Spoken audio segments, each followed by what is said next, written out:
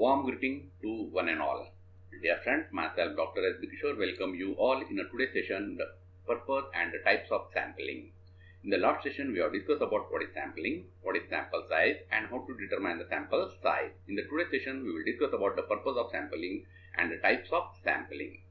So let us discuss about the purpose of sampling. Sampling helps to reduce the cost and the time during the research work instead of collecting and working on the entire population. It means rather than working on the entire population, we are simply working on what? A sample data, due to which we will be able to reduce the cost and time. As well as it will help to collect the richer data by working on a sample size rather than working on the entire data. So this is the basic purpose of what sampling. Now we will discuss about the types of sampling. So basically sampling is divided into two parts. One is called probability sampling, which gives an equal opportunity to each member being a part of the sample, and hence it is referred as what? Unbiased sampling. While the second one is what? Non-probability sampling, which is also referred as what? A convenient sampling. Here researcher chooses a member for a research as per the convenience. It may be fixed or predefined selection process, and hence it is basically referred as what? A biased sampling.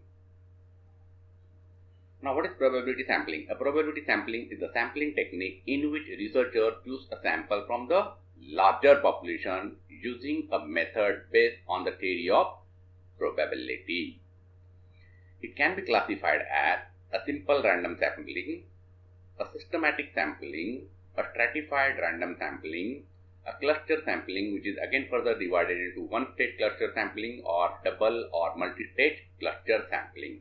So let us discuss all of them one by one. In simple random sampling, selection is based on random, and hence all the candidates or user or student based on a survey that you are going to carry out have what? Equal opportunity to going a pickup for the survey. It means assume that here out of these 10 students we want to pick up any 3. So you can randomly select any one of them, not necessarily by following any specific order. Okay. So for our case, from the PG course enrollment, selecting any 10 students from the population of 30 students.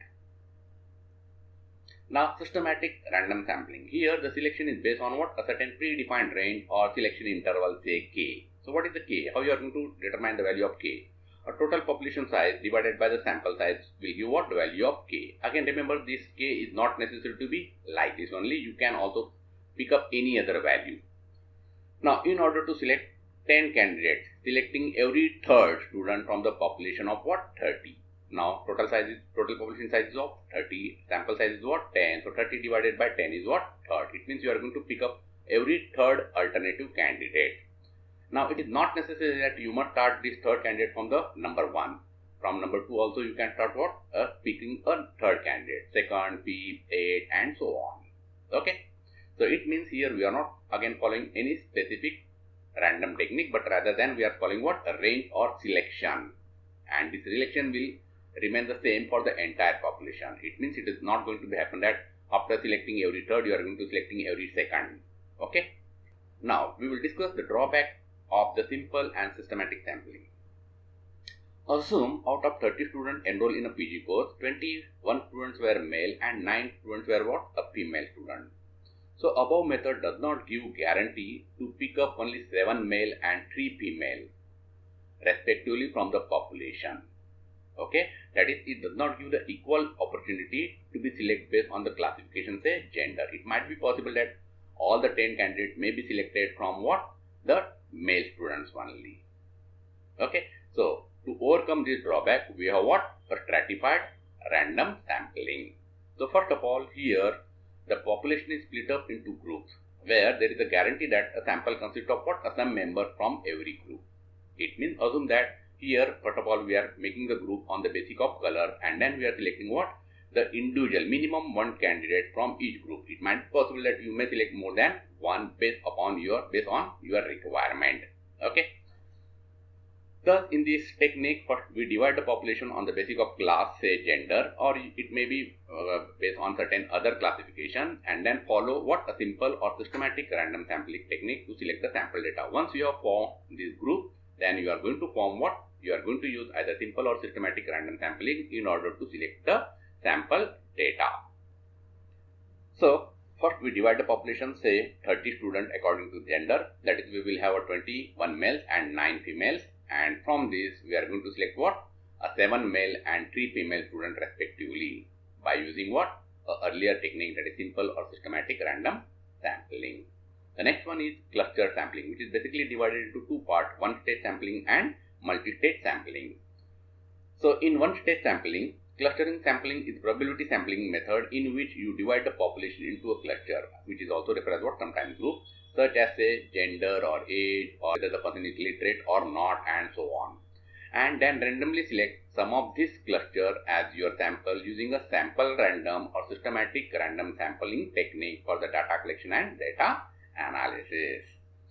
Now, for example, when the cluster is of same size, that is, assume your population is 100, okay, and your sample size is 10. So 100 divided by 10 is what? It's a 10. It means you are going to form a 10 groups.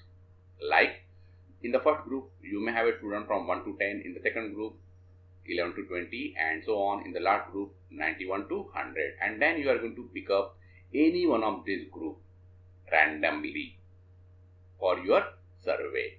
It might be possible that if you require more number of groups, you may pick up more than one based on your requirement, but using the same technique. What is that? By using a simple random technique or systematic random sampling.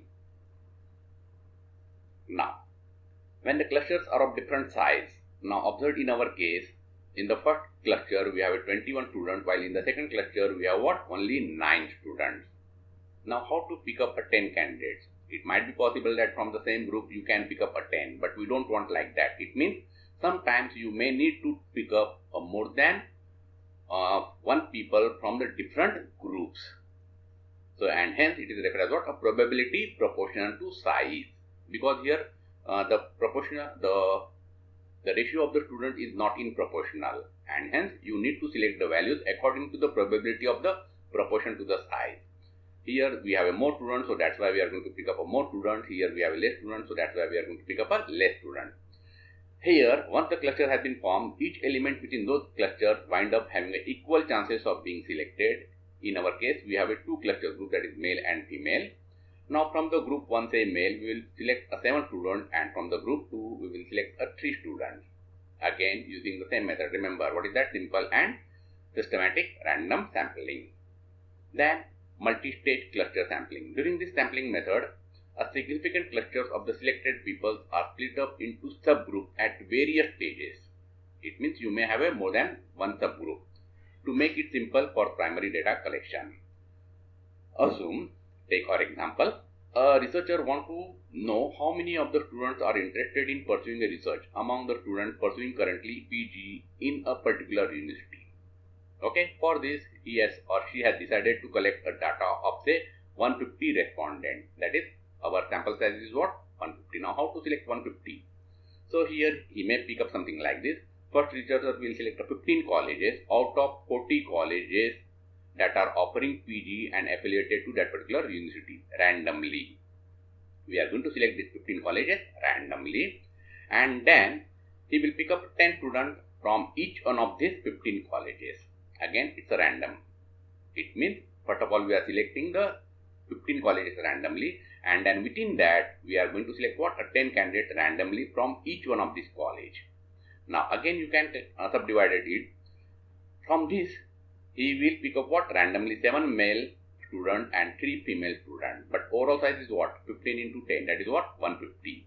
So, such kind of multi-stage clustering sampling may be required if you have more than one groups. Okay. So, I hope that you understood all the sampling technique that we have discussed in our today's session. So, in the next session, we will discuss using Excel how to select the sample data using simple and systematic random sampling, and how to select the sample data using stratified and cluster sampling. So these are some of the references that you may follow. With that, thank you very much. Have a nice day.